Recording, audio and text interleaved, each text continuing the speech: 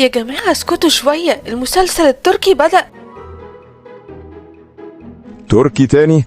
هو فين الريموت؟ انا عاوز اشوف النشرة. ماما، التركي ده بطيء، الكوري أسرع وفي أكشن ورومانسية. طبعا، واللغة مفهومة جدا، كل قبة وسرانا.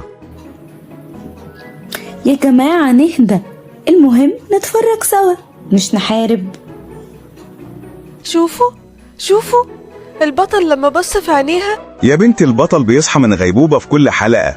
هو في الآخر كله تمثيل يا جماعة، أهم حاجة إننا بنتجمع.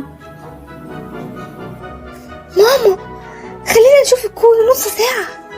لا يا حبيبتي، ده مش مجرد مسلسل، دي قصة حب حقيقية.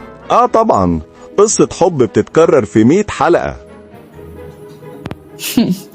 طيب يا جماعة، هنعمل جدول عرض أسبوعي. التركي يوم الاثنين، الكوري التلات، وبابا الأخبار يوم لما الكهرباء تقطع. يعني بابا هيشوف الأخبار في الضلمة؟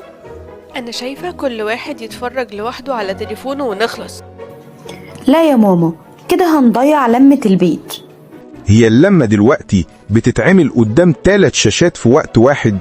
بصراحة يا بابا، لما بشوف الكوري بحس إن الدنيا وردي. وردي؟ ده انتوا بتعيشوا في عالم تاني.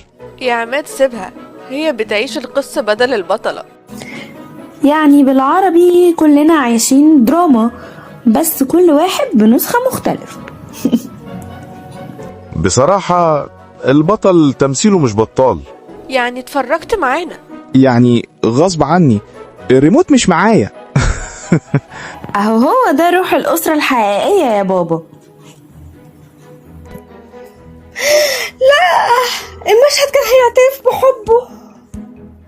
خلاص يا جماعة، ربنا فصل النور عشان نرجع لبعض.